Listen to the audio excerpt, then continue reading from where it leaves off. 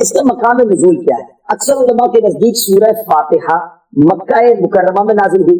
امام مجاہد رحمۃ اللہ تعالی فرماتے ہیں کہ سورہ فاتحہ مدینہ منورہ میں. اور ایک قول یہ بھی ہے کہ سورہ فاتحہ 2 مرتبہ نازل ہوئی، ایک مرتبہ مکہ پاک میں، دوسری مرتبہ مدینہ میں. اچھا، اس میں آیات، کلمات اور حروف کی اس صورت میں ایک رکوع ہے، 7 آیتیں ہیں، 27 کلمے ہیں اور 140 حروف ہیں، 140 حروف. سورہ فاتحہ کے اسماء بہت سارے اس کے نام ہیں اور اس کی وجہ کیا ہے؟ سورہ فاتحہ سے قرآن پاک کی تلاوت کی جاتی ہے، شروع کی جاتی ہے.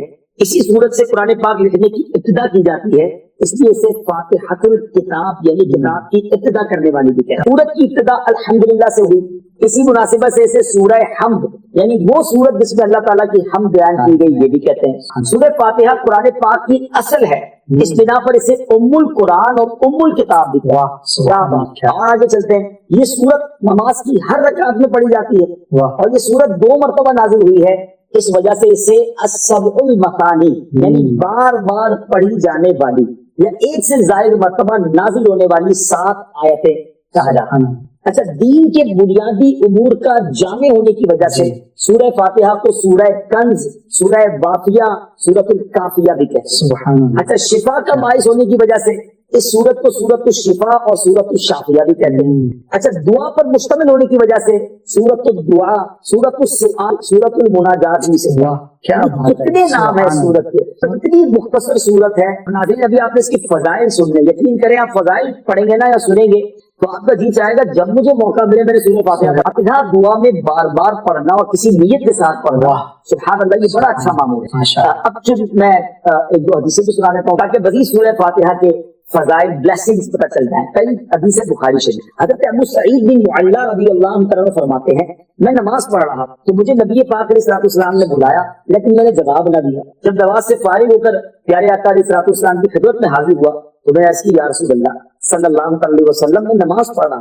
پیارے آقا علیہ السلام نے فرمایا کیا اللہ تعالیٰ نے یہ نہیں فرمایا استجیبوا للہ وللرسول اذا دعاکم، اللہ اور اس کے رسول کی بارگاہ میں حاضر ہو جاؤ جب وہ تمہیں بلائیں. پھر ارشاد فرمایا کیا میں تمہیں تمہارے مسجد سے نکلنے سے پہلے قرآن کریم کی سب سے عظیم سورت نہ سکھا دوں؟ سب سے عظیم سورت. پھر آپ علیہ السلام نے میرا ہاتھ پکڑ لیا. جب ہم نے نکلنے کا ارادہ کیا تو میں نے عرض کی حضور آپ نے تو کہ میں ضرور تمہیں قرآن مجید کی سب سے عظمت والی سورت سکھاؤں گا. تو نبی پاک نے فرمایا وہ سورت الحمدللہ رب العالمین ہے، یہی 7 مثانی اور قرآن عظیم ہے جو مجھے عطا ہوا. قرآن کی عظیم ترین سورت میرے آقا علیہ السلام نے فرمایا. بہرحال اس کے بہت سارے فضائل ہیں. جو لوگ بیمار ہیں، پریشان ہیں، ذرا غور سے سنیے. نبی پاک فرماتے ہیں کہ سورہ فاتحہ ہر مرض کے شفا. اب سورہ فاتحہ پڑھ کے کسی مریض پہ دم کر دیں، اپنے اوپر دم کر دیں، مریض خود پڑھ لے، پانی پہ دم کر کے پی لیں تو انشاءاللہ امراض سے اس میں شفا ہے. ٹاپکس بہت سارے ہیں اس کے، ایک دو عرض کر دیتا ہوں. اس سورت میں اللہ تعالیٰ کی حمد و ثنا کا بیان ہے، اللہ تعالیٰ کے رب ہونے، اس کے رحمان الرحیم ہونے، نیز مخلوق کے مرنے کے بعد دوبارہ زندہ کیے جانے اور قیامت کے دن ان کے اعمال کی جزا ملنے کا ذکر. صرف اللہ تعالیٰ کے عبادت کے مستحق ہونے اور اسی کے حقیقی مددگار ہونے کا تصور. ماشاءاللہ سورہ فاتحہ کی کیا بات ہے. میں بھی نیت کروں اور آپ بھی نیت کریں کہ جب جب موقع ملے گا. میرا خیال ہے 2 منٹ لگتے. سرکار دو عالم صلی اللہ علیہ وسلم کا فرمان عالی شان ہے اِنَّ لِلَّهِ مَلَائِكَةً سَيَّاحِينَ فِي الْأَرْضِ يُبَلِّغُونِي عَنْ أُمَّةِ السَّلَامِ. آقا فرماتے ہیں زمین پر کچھ فرشتے گھومتے پھرتے ہیں جو میری امت کا سلام مجھ تک پہنچاتے ہیں. یعنی ان فرشتوں کی ڈیوٹی یہ ہے کہ وہ امتی کا سلام بارگاہ رسالت میں پہنچاتے ہیں. قرآن مجید ایک ایسی کتاب ہے جو ہمارے لیے راہ نجات بھی ہے، راہ ہدایت بھی ہے، گائیڈ لائن بھی ہے.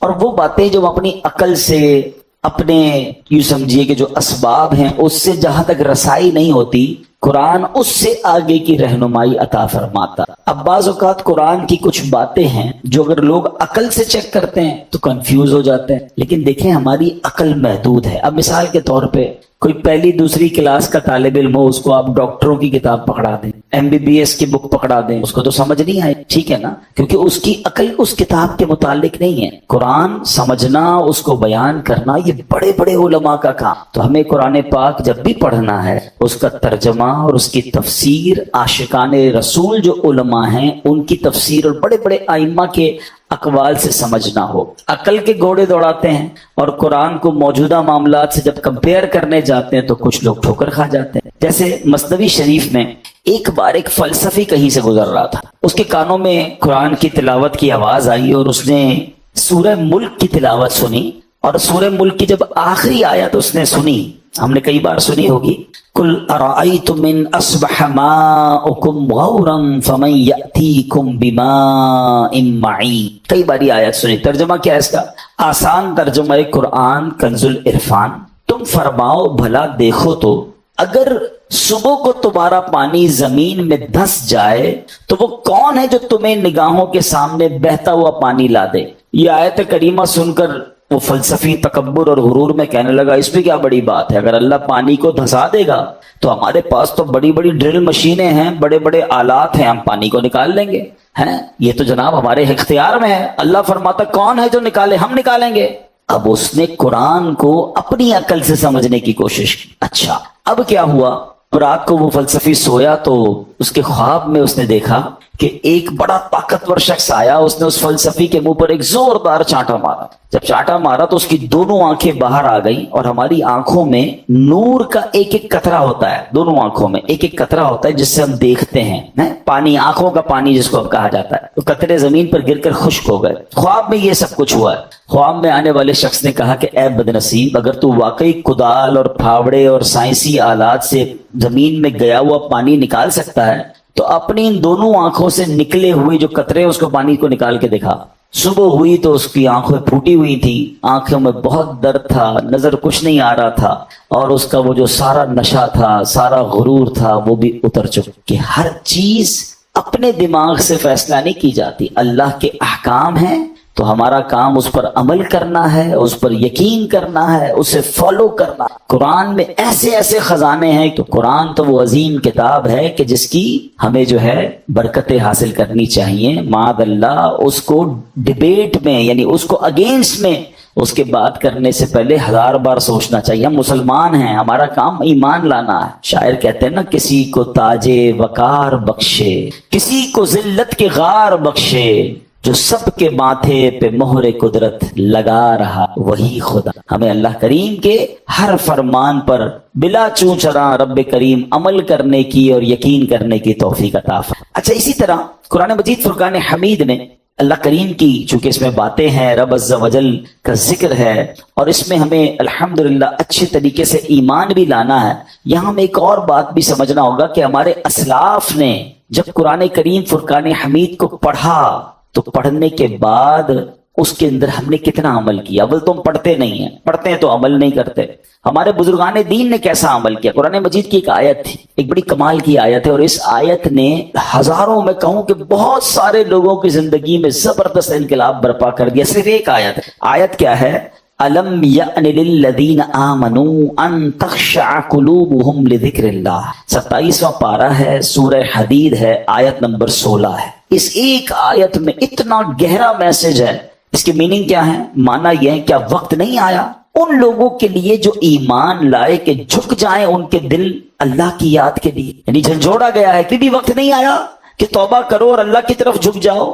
اب دیکھیں جس کے دل پہ اثر ہونا ہوتا ہے کیسا ہوتا ہے، جو پاکیزہ دل اللہ پاک جن کے دلوں پر قرآن کا اثر ڈالتا ہے کیسا ہوتا ہے. کہ حضرت فضیل بن عیاض رحمت اللہ تعالی علیہ، یہ بہت بڑے اللہ کے ولی گزرے ہیں، مگر شاید بہت کم لوگوں کو پتا ہوگا کہ توبہ سے پہلے یہ بہت بڑے ڈاکو تھے، اور اتنے خطرناک ڈاکو تھے کہ محلے والے، علاقے والے، شہر والے ان سے ڈرا کرتے تھے. آپ نے قرآن مجید کی ایک آیت پر عمل کیا. ہوا کیا کہ ایک بار آپ قافلے کے ساتھ کہیں جا رہے تھے، قافلے میں ایک شخص جو تھا تلاوت قرآن کر رہا تھا، اور اس نے یہ آیت پڑھ دی. آیت کیا ہے؟ أَلَمْ يَأْنِ لِلَّذِينَ آمَنُوا أَن تَخْشَعَ قُلُوبُهُمْ لِذِكْرِ اللَّهِ. کیا وقت نہیں آیا ان لوگوں کے لیے جو ایمان لائے کہ جھک جائیں ان کے دل اللہ کی یاد کے لیے؟ اب جب یہ آیت آپ نے سنی نا، حضرت فضیل بن عیاض کے دل پر ایسا اثر ہوا، اتنا روئے اور کہتے ہیں یا اللہ وہ وقت آ گیا ہے کہ ہم تیری راہ میں چل پڑیں. آپ رحمت اللہ تعالی زاروں کے تار رونے لگے، اس کے تقاضے پورے کیے، لوگوں کا لوٹا مال واپس کیا، اور اپنے سارے جو ڈاکوؤں کا گروپ تھا کہہ دیا کہ میں نے توبہ کر لی ہے، اب میں اللہ کی نافرمانی نہیں کروں گا۔ ڈاکوؤں کے قافلے والوں نے کہا کہ سردار، اب ڈکیتی میں بھی ہمارے سردار تھے، اب توبہ کر لی تو اس میں بھی آپ ہمارے سردار ہیں۔ پورے قافلے نے توبہ کی، اللہ کی یاد میں لگ گئے، علم دین سیکھا، عبادت و ریاضت میں مصروف ہوئے۔ اللہ اکبر، پھر اللہ نے آپ کو ولایت کا ایسا مقام عطا کیا کہ ایک مرتبہ مینا میں ایک پہاڑ پر موجود تھے، آپ نے فرمایا اگر کوئی ولی اللہ اس پہاڑ کو حکم دے کہ ایک پہاڑ لمبا ہو جا تو فوراً لمبا ہو جائے گا۔ بس اتنا کہنے کی دیر تھی کہ پہاڑ نے لمبا ہونا شروع کر دیا۔ آپ نے فرمایا پہاڑ رک جا، میں نے تجھے حکم نہیں دیا ہے۔ یہ سنتے ہی وہ ٹھہر گیا۔ تو اللہ والے جو ہوتے ہیں، اب یہاں جو اصل ہمیں بات سیکھنی ہے کہ توبہ کرنے سے اللہ کیسا مرتبہ عطا فرماتا ہے۔ ڈاکو ہو اللہ اسے اپنا ولی بنا لیتا ہے، بس سچے دل سے توبہ کرنا اور قرآن کے نور کو دل میں داخل کرنا۔ ایسی بہت ساری قرآن میں آیت ہیں، اگر بندہ دل سے پڑھے تو وہ ڈائریکٹ دل پر اثر کرتی ہیں، امپیکٹ کریٹ کرتی ہیں۔ آپ قرآن کا امپیکٹ دیکھیں نا، کبھی کبھی ایسا ہوتا ہے کہ بہت اچھا قاری تلاوت کرنے والا ہو یا امام صاحب بڑی اچھی تلاوت کر رہے ہوں، ہمیں سمجھ نہیں آتا مگر آنکھوں سے آنسو جاری ہو جاتے، دل پر ایک کیفیت طاری ہو جاتی، کیسے؟ بات تو سمجھ نہیں آ رہی ہے۔ یہ وہ قرآن کا نور ہے، یہ وہ قرآن کی برکت ہے جو آپ اپنے دل میں محسوس کریں۔ اللہ کرے کہ میں اور آپ سمجھ کر قرآن پڑھنے والے بنیں اور قرآن کی برکتیں حاصل کریں۔ صحابہ کرام کس طرح عمل کرتے تھے؟ قرآن کی آیت پڑھتے تھے اور نیکی پر عمل کر لیتے تھے۔ بخاری شریف کی ایک حدیث ہے، حضرت ابو طلحہ انصاری رضی اللہ تعالیٰ بڑے مالدار صحابی تھے، انہیں اپنے مال میں بے روحا، یہ بڑا پیارا ایک وہ آپ کا کنواں تھا، باغ بھی تھا، وہ باغ بڑا پسند تھا، تو بے روحا نامی باغ انہیں بڑا پسند تھا۔ تو قرآن کی آیت نازل ہوئی، لن تنالوا البر حتی تنفقوا مما تحبون، یہ چوتھے پارے کی پہلی آیت۔ اب دیکھیں اس ایک آیت میں میسج کتنا ہے، 6600 سے زیادہ آیتوں میں کیا کیا خزانے ہوں گے۔ میں نے آپ کو ابھی ایک آیت سنائی جس نے حضرت فضیل بن عیاض کو بدل دیا، ابھی ایک آیت سنائیے چوتھے پارے کی پہلی آیت۔ ترجمہ کیا ہے اس کا؟ تم ہرگز بھلائی کو نہیں پا سکو گے جب تک راہ خدا میں اپنی پیاری چیز خرچ نہ۔ کیا شاندار میسج ہے، اگر بھلائی چاہیے تو اللہ کی راہ میں بیسٹ خرچ کرنا ہے، گھٹیا نہیں۔ اچھا انہوں نے پڑھی یہ آیت، ابھی نازل ہوئی، ابھی پڑھی، فوراً نبی پاک کی بارگاہ میں حاضر ہوئے، کہتے حضور بے روحا جو ہے نا باغ مجھے بڑا پسند ہے، اللہ نے فرمایا ہے بھلائی جب ملے گی جب بہترین چیز خرچ کرو گے، حضور میں اپنا یہ پورا باغ ہی راہ خدا میں خرچ کر صدقہ کرتا ہوں۔ ادھر آیت پڑھی، ادھر عمل شروع۔ ہم نہ جانے کتنے بیان سنتے ہیں، کتنی آیتیں پڑھتے ہیں، کتنا قرآن پڑھتے ہیں، عمل کدھر ہے؟ تو یہ وہ لوگ تھے جو قرآن پڑھتے تھے اور فوراً اس پر عمل کرنا شروع کرتے تھے، اور پھر اللہ نے ان کو کیسا مرتبہ عطا فرمایا۔ اے میرے پیارے اسلامی بھائیوں، قرآن سے محبت کی، قرآن سے دوستی کی۔ حدیث پاک میں آتا ہے جس کا مضمون ہے وہ دل ویران ہے جس میں کچھ قرآن۔ ہم چیک کریں ہمارے سینوں میں کتنا قرآن۔ میں آج آپ کو ایک ایسی روایت سنانے جا رہا ہوں کہ جب بھی پڑھتے ہیں نا یا اس کو سنتے ہیں، کہتے ہیں وہ رونگٹے کھڑے ہو جاتے ہیں۔ یہ تورات شریف میں روایت ہے کہ اللہ پاک ارشاد فرماتا ہے، اے میرے بندے کیا تجھے مجھ سے حیا نہیں کہ تو راستے میں چل رہا ہوتا ہے، تیرے پاس اپنے کسی بھائی کا خط آتا ہے تو تو راستے سے ہٹ جاتا ہے، بیٹھ کر اس کے ایک ایک حرف کو غور سے پڑھتا، یہاں تک کہ اس کا کوئی لفظ نہیں چھوڑتا، جبکہ میری کتاب میں نے تیری طرف نازل کی۔ دیکھ اس میں تیرے لیے کتنی تفصیل ہے، میں نے کتنی بار تجھے سمجھایا تاکہ تو اس میں غور کرے، پھر بھی تو اس سے منہ پھیرتا ہے۔ کیا میرا مرتبہ تیرے نزدیک تیرے بھائیوں سے بھی؟ اب آج کے دور میں ذرا سمجھیے گا، ہم کہیں جائے بلکہ نماز پڑھ رہے ہو، ابھی مسجد میں ہمارے موبائل پر میسج آیا، میسج آنے کی ٹیون آئے، بیل بجے،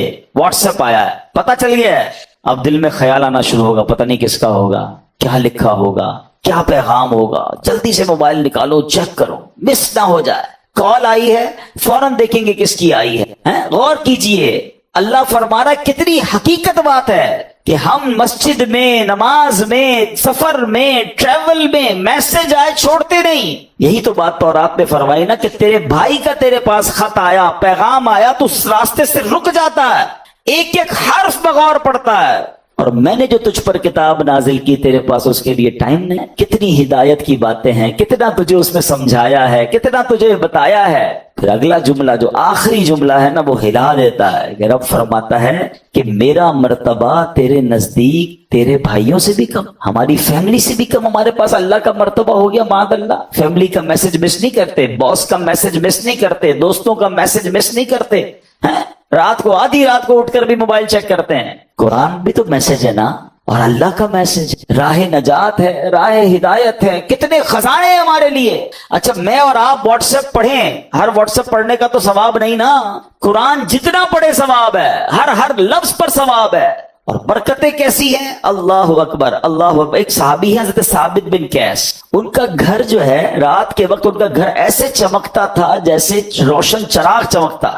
اس زمانے میں تو بجلی کا انتظام نہیں تھا، تو لوگوں نے نبی پاک سے تذکرہ کیا کہ حضور ثابت بن قیس کا گھر پورے محلے میں چمکتا رہتا ہے چراغ کی طرح۔ تو نبی پاک نے پتہ کیا فرمایا، ثابت بن قیس ضرور رات کو سورہ بقرہ کی تلاوت کر۔ صحابہ نے آ کے پوچھا کیا ایسا ہی ہے؟ کہتے ہیں ہاں میں روز رات کو سورہ بقرہ کی تلاوت۔ ہم کیا کرتے ہیں نارملی رات کو سونے سے پہلے ہم اپنے مینیجر کو، اپنے امپلائی کو کچھ میسیجز کرتے ہیں کہ بیٹا صبح اٹھ کے یہ کام کر لینا، یہاں سے چیک اٹھا لینا، فلاں فائل وہاں دے دینا، بینک میں یہ پیسے ڈلوا دینا، 5 7 8 کام دے کے آپ فری ہو گئے۔ آپ کو پتا ہے اب جب میں اٹھ کر کھانا وانا کھا کے بریک فاسٹ کر کے آفس پہنچوں گا یہ سارے کام ہو گئے ہوں گے، کیونکہ اس کی ڈیوٹی یہی ہے۔ اب ایک دن آپ صبح اٹھے اور آپ نے فون کیا کہ میں نے آپ کو کام دیے تھے وہ سارے ہو گئے، وہ کہے کہ سر وہ آپ کا میسج نہیں سن سکا، مجھے بتائیں آپ کا کیا رپلائی ہو۔ اور اگر بڑے اہم کام، بڑے امپورٹنٹ کام آپ نے دیے ہوں اور وہ آپ کو یہ جواب دے دے کہ ٹائم گزر گیا بینک کا، وہ جو فیس جمع کروانے کا ٹائم تھا وہ ختم ہو گیا ہے، آج چالان جمع کرانے کی آخری ڈیٹ تھی وہ ختم ہو گئی، اور بندہ آپ کو جواب یہ دے میں نے سنا ہی نہیں آپ کا پیغام، بتائیں آپ کا کیا جواب ہوگا؟ آپ کتنا ناراض ہوں گے کہ تمہاری ڈیوٹی تھی، تمہاری تو جاب ہی یہی تھی کہ میرا میسج سنتے۔ تمہیں پتہ ہے کتنا نقصان ہو گیا، کتنا شاؤٹ کریں گے آپ، کتنا ناراض ہوں گے۔ آپ کا کوئی میسج نہ سنے آپ کو برا لگتا ہے۔ مجھے 40 سال ہو گئے، کسی کو 50 سال ہو گئے، کسی کو 30 سال ہو گئے اس دنیا میں آئے ہوئے، سب کے گھر میں قرآن ہے، سب کے گھر میں اللہ کا میسج آیا ہوا ہے۔ کیا آپ نے پڑھ لیا ہے؟ آپ نے سن لیا ہے؟ آپ نے سمجھ لیا ہے؟ سوچیں اللہ کی بارگاہ میں اگر اللہ ناراض ہو گیا تو ہم کدھر جائیں؟ نہ کریں ایسا۔ یا تو ایسا ہوتا نا کسی بھی چیز کا ٹائم نہیں ہے، سب چیزوں کا ٹائم ہے، سوشل میڈیا کا ٹائم ہے، فیملی کے لیے ٹائم ہے، کھانے پینے کا ٹائم ہے، نوکری کا ٹائم ہے، گھومنے پھرنے کا ٹائم ہے، دوستوں میں جانے کا ٹائم ہے، اب تو جم ٹائم نیا آ گیا ہے جناب، جم ٹائم ہے، واکنگ ٹائم ہے، سب ٹائم ہے آپ کے پاس۔ افسوس یہ ہے کہ قرآن ٹائم، سوچئے یہ قرآن سے دوری اچھی نہیں ہے۔ آپ کو پتہ ہے جب میں اور آپ قبر میں جائیں گے نا سارے سافٹ ویئر آف لائن ہو جائیں گے، جتنے سافٹ ویئر ہم کھولتے ہیں نا قرآن قبر میں بھی آن لائن ہوگا۔ حدیث پاک میں آتا ہے سورہ ملک جو روزانہ رات کو تلاوت کر لے، یہ 30 آیتوں والی سورت وہ ہے جو قبر میں آ کر عذاب سے بچائے گی۔ مگر اس کا بھی ٹائم 6-7 منٹ لگتے ہیں سورہ ملک پڑھنے، لیکن اس کا بھی ٹائم۔ اچھا اگر میں قرآن نہیں پڑھ رہا، اب آپ اس کا امپیکٹ سوچئے گا، اگر ہم قرآن سے دور ہو گئے تو ہمارے بچوں کا کیا حال ہوگا؟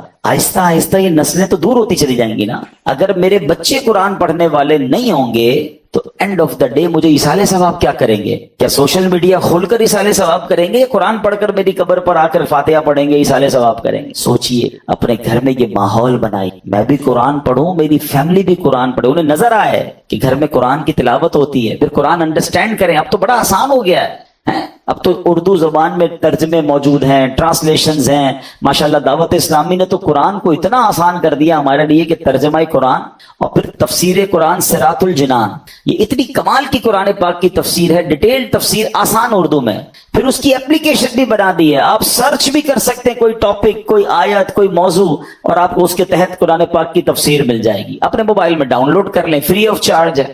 اتنا کچھ کر دیا، پھر تفسیر قرآن صراط الجنان کو آڈیو ریکارڈ بھی کر دیا کہ اگر کوئی بندہ چاہتا ہے کہ میں جناب صرف سنتا جاؤں، میرے پاس ٹائم نہیں ہے پڑھنے کا، نگاہوں کا مسئلہ ہو جاتا ہے، بعض لوگوں کو پڑھنے میں تکلیف ہوتی ہے، تو اب روز کا آدھا گھنٹہ 20 منٹ 15 منٹ تفسیر قرآن سن لے، اسی اپلیکیشن سے آڈیو سن لیں، تو انشاءاللہ آپ انڈرسٹینڈ کریں گے، اور یہ وہ پیغام ہے جو ہمیں انشاءاللہ بہت کچھ سکھائیں گے۔ تو آج میں قرآن پاک کی ایک ایسی آیت، الحمدللہ ہم یہ بھی کوشش کرتے ہیں کہ جس میں ہم قرآن پاک کی ان آیتوں کا ذکر کریں کہ جس میں اللہ نے براہ راست مومنوں سے بات کی، اے ایمان والو کہہ کر، او یو بلیورز، یا ایھا الذین آمنو۔ یاد رکھیے گا ویسے تو more than 6000 آیات ہیں قرآن میں، مگر 89 آیتیں وہ ہیں جس میں ڈائریکٹلی مجھ سے اور آپ سے اللہ نے بات کی۔ پیارے بھائیوں کم از کم وہ 89 آیتیں تو پڑھ لیں کہ اللہ نے مجھے کہا کیا ہے، حکم کیا دیا ہے، آرڈر کیا دیا ہے۔ اب انہی میں سے ایک آیت آج میں تلاوت کر رہا ہوں. یہ پارہ نمبر 4 ہے، سورہ آل عمران ہے اور آیت نمبر 200. اللہ ارشاد فرماتا ہے یا ایھا الذین آمنوا اصبروا وصابروا ورابطوا واتقوا اللہ لعلکم تفلحون. ترجمہ قرآن، اے ایمان والو صبر کرو اور صبر میں دشمنوں سے آگے رہو اور اسلامی سرحد کی نگہبانی کرو اور اللہ سے ڈرتے رہو اس امید پر کہ تم کامیاب. اس میں 2-3 بڑے پیارے میسج ہیں. اس آیت میں ارشاد فرمایا اے ایمان والو نیکیاں کرنے، گناہوں سے بچنے کی مشقت، دنیاوی مصیبتوں اور آفتوں پر صبر کرو اور جنگ کی سختیوں کے موقع پر صبر کرنے میں کفار پر غالب رہو. صبر و استقامت میں ان سے کمتر ثابت نہ ہونا اور اسلامی سرحد پر اپنے جسموں اور گھوڑوں کو کفار سے جہاد کے لیے تیار رکھو. اللہ تعالیٰ کی اطاعت پر کمر بستہ رہو اور تمام احوال میں اللہ تعالیٰ سے ڈرتے رہو اور اس امید پر کہ تم جہنم سے نجات پا کر جنت حاصل کرنے میں کامیاب ہو. اب یہاں میرے پیارے اسلام میں کچھ الفاظ کے ذرا تفصیل سے معنی. صبر اور مصابرہ کا معنی. صبر کا معنی ہے نفس کو اس چیز سے روکنا جو شریعت اور عقل کے تقاضوں کے مطابق نہ ہو، اور مصابرہ کا معنی ہے دوسروں کی ایذا رسانیوں پر، کوئی تکلیف پہنچائے تو اس پر صبر کر. یاد رہے صبر کی 3 قسمیں ہیں. نیکیوں میں صبر، جیسے بعض اوقات انسان نیکی کرتا ہے تو اس کو تکلیف ہوتی، مشکل ہو رہی ہوتی ہے، فجر کے لیے اٹھنا ہے، نیکی کی دعوت دے رہا ہے تو کوئی مخالفت کر رہا ہوتا ہے، دین کا کام کر رہا ہوتا ہے تو رکاوٹیں آ رہی ہوتی ہیں. تو نیکی کرنے میں جو تکلیف ہو اس پر صبر کرنا، یہ ایک صبر کی قسم ہے. دوسرا ممنوعات سے بچنے کی مشقت پر صبر، جیسے گناہ کرنے کو جی چاہ رہا ہے، گناہ کرنا آسان ہو گیا ہے، موقع مل رہا ہے اور انسان اب کوئی روکنے والا بھی نہیں ہے، اب وہ صبر کر رہا، اب وہ اپنے آپ کو روک رہا ہے. مال آگے آ رہا ہے، حرام روزی نظر آ رہی ہے، چانس مل رہا ہے، جو چوری کرنے کا چانس مل رہا ہے، دھوکہ دینے کا چانس مل رہا ہے، ایک ڈیل آئی ہے جناب جس میں بڑے پیسے ہیں، تھوڑا سا گڑبڑ کرنی ہے، یہ صبر کرنا ہے. یہ صبر اللہ کو بڑا پسند ہے. ہاں، اس پر صبر کرنا یہ بھی صبر کی قسم ہے. اور آپ نے قرآن کی وہ آیت یاد رکھنی ہے کہ ان اللہ مع الصابرین، اللہ صبر کرنے والوں کے ساتھ. ہم لوگ بعض اوقات سمجھتے کہ جو مار پڑتی ہے، جھگڑا ہوتا ہے، بیماری ہو جاتی ہے، اسی پر صبر. یقیناً یہ بھی صبر کی ایک قسم ہے. تیسری قسم بھی یہی ہے کہ دنیا کی مصیبتوں اور آفتوں پر صبر کرنا. لیکن جو پہلی 2 قسمیں ہیں نا، یہ بھی صبر ہی ہے اور بڑا کمال کا صبر ہے کہ نیکی کرنے میں مشکل ہو رہی ہے، بندہ صبر کر رہا ہے مگر نیکی کیے جا رہا ہے. بعض اوقات روزہ رکھتے ہیں، تکلیف ہوتی ہے، مشقت والا کام بھی ہے، پھر بھی روزہ رکھ رہے ہیں رمضان کا، صبر کر رہے ہیں نا، یہ بھی صبر کرنے والا. گناہ کا موقع مل رہا ہے، گناہ نہیں کر رہا، رک رہا ہے، یہ بھی صبر کرنے والا ہے. تکلیف آ گئی، آفت آ گئی، مصیبت آ گئی، اللہ کی رضا پر راضی ہے، صبر کر رہا ہے، یہ بھی صبر کرنے والا ہے. اچھا، اب اس پہ ورابطو، قرآن میں ایک اور لفظ ذکر ہوا اس آیت میں. اس لفظ کے مفہوم پر مفسرین نے کافی تفصیلی کلام کیا، جس کا خلاصہ یہ ہے کہ لفظ ورابطو کے 2 معنی ہو سکتے ہیں.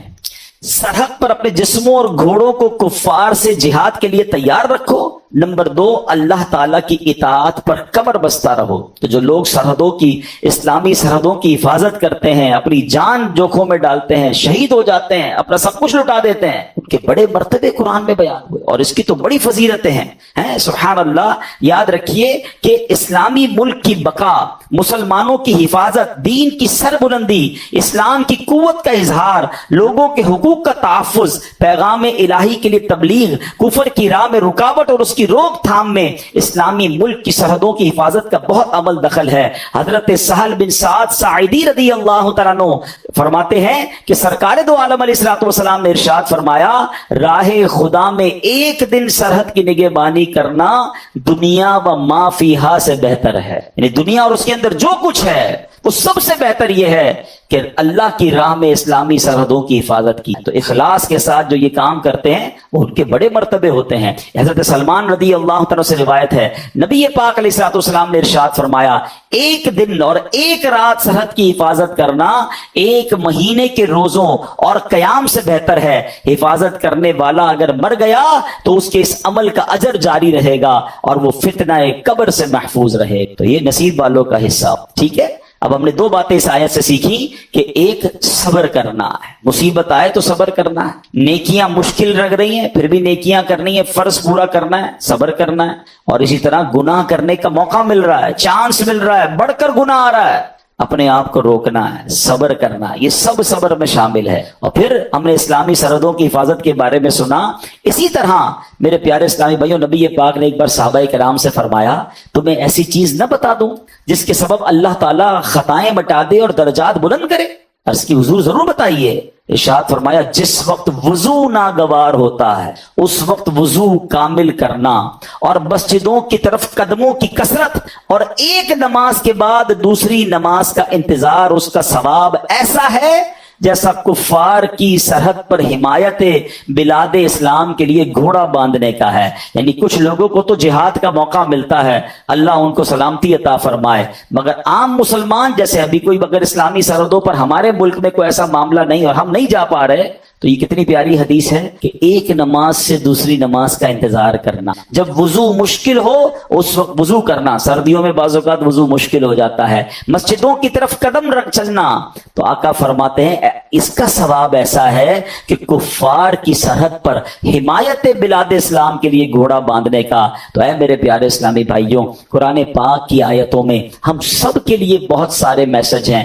آج بڑا مسئلہ یہ ہے کہ ہمارے اندر سے صبر ختم ہوتا جا رہا ہے، آج بے صبری کا دور ہے۔ چھوٹی سی مشکل آ جائے، چھوٹی سی پریشانی آ جائے، ہم شکوہ کرتے ہیں، ہم شکایت کرتے ہیں۔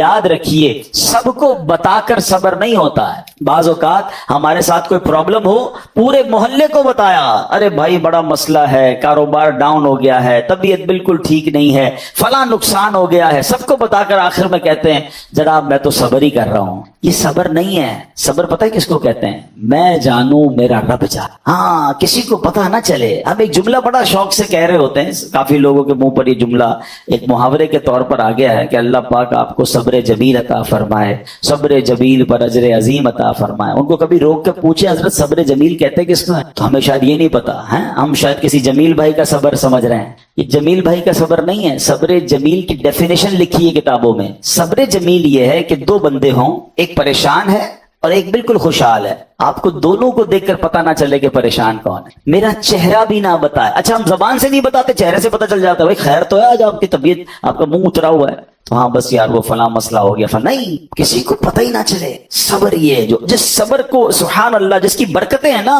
پھر دیکھیں غیب سے کیسے مدد آتی ہے۔ وہ نعت کا شعر سنا ہوگا نا، کسی کا احسان کیوں اٹھائیں، کسی کو حالات کیوں بتائیں، تم ہی سے مانگیں گے تم ہی دو گے، تمہارے در سے ہی لو لگے۔ اچھا مجھے ایک بات بتائیں، میں اپنی بیماری کسی کو بتا دوں، کیا وہ علاج کر دے گا؟ میرا نقصان ہو گیا کاروبار میں، اس کو بتاؤں گا، کیا پیسے دے دے گا؟ ملنا کچھ نہیں ہے، صبر کا ثواب جا رہا ہے۔ تو اللہ کرے کہ یہ بات سمجھ آ جائے کہ ہم پراپر صبر کرنے والے بنے۔ ہے بات بڑی گہری، لیکن عقل مند لوگ پک کر لیں گے۔ حضرت رابعہ بصریہ رضی اللہ تعالیٰ عنہ نے، بڑی ولیہ تھیں، بڑی کمال کی خاتون تھی، ان کے قریب سے ایک شخص گزرا، اس کے سر پر پٹی بندھی ہوئی تھی۔ تو حضرت رابعہ بصریہ نے پوچھا کیوں پٹی باندھی ہے؟ سر میں درد ہے، بیمار ہوں اس لیے پٹی باندھی۔ آپ نے پتہ کیا کہا؟ کیا کبھی صحت کی پٹی بھی باندھی تھی؟ اب یہ بات بڑی گہری ہے۔ یعنی ان کا کہنا یہ تھا کہ رب نے تمہیں اتنے دن تک صحت مند رکھا، کسی کو نہیں بتایا، آج تھوڑے دن کے لیے بیماری ہوئی تو پٹی باندھ کے سب کو بتا رہے ہو کہ اللہ نے بیمار کیا۔ یہ بات سمجھنی ہے کہ ہماری پرابلم ہماری ہے، میرا رب، اگر رب راضی ہے میری پرابلم پر تو میں بھی راضی ہوں نا۔ کیونکہ آپ حدیثیں تو پڑھیں کہ نبی پاک علیہ الصلوۃ والسلام کی حدیث پاک ہے جس کا مضمون ہے کہ اللہ پاک جس بندے سے محبت کا ارادہ فرماتا ہے اس پر آزمائشوں کی بارش بھیج دیتا ہے۔ اب بڑی اہم بات ہے کہ محبت بھی ہو رہی ہے اور آزمائشیں بھی آ رہی ہیں۔ حدیث کا اگلا حصہ اس کو کلیریفائی کرتا ہے کہ حدیث پاک کا مضمون ہے کہ رب کی رضا یہ ہے کہ میرے بندے سے دنیا میں جو خطائیں ہو گئی ہیں میں آزمائشیں بھیجوں، یہ صبر کرے، اس کے گناہ معاف ہو جائیں، اب میرے پاس آئے تو گناہوں سے پاک ہو کر آئے، میں اسے اپنی جنت میں داخل۔ تو آزمائشیں تو میرے گناہ معاف کروانے آئی تھی، اور ہم ہیں کہ ان آزمائشوں پر واویلا مچا رہے ہیں، لوگوں کو بتا رہے ہیں، شکوے کر رہے ہیں، بعض اوقات تو زبان سے جملے ایسے کہہ دیتے ہیں جو اللہ کی بارگاہ میں ناراضی کا سبب بنے۔ نہیں میرے پیارے اسلام، ہمیں یہ غور کرنا چاہیے کہ جس رب نے ساری زندگی چھاؤں میں رکھا ہے، اگر کچھ دن دھوپ کے آئے ہیں تو صبر سے گزارنا، یہ امتحان ہے۔ قرآن میں رب نے فرمایا نا، وہی بات والی بات ہے، قرآن پڑھے نا، اللہ فرماتا ہے وَلَنَبْلُوَنَّكُمْ بِشَيْءٍ مِّنَ الْخَوْفِ وَالْجُوعِ وَنَقْصٍ مِّنَ الْأَمْوَالِ وَالْأَنفُسِ وَالثَّمَرَاتِ وَبَشِّرِ الصَّابِرِينَ۔ اللہ نے تو لسٹ بھی دے دی ہے، ہم ان قریب تمہیں آزمائیں گے، بھوک سے، مال کم ہو جائیں گے, بیمار ہو جاؤ گے, خوف آ جائے گا, پرابلمز آئیں گی. مگر آگے کیا فرمایا؟ وبشر الصابرین, خوشخبری ہے صبر والوں کے لیے. الذین اذا اصابتهم مصیبہ, جب وہ مصیبت میں گرفتار ہو جاتے ہیں, قالوا انا للہ و انا الیہ, کہتے ہیں ہم اللہ ہی کا مال ہے, اللہ ہی کی طرف لوٹ کر جانا.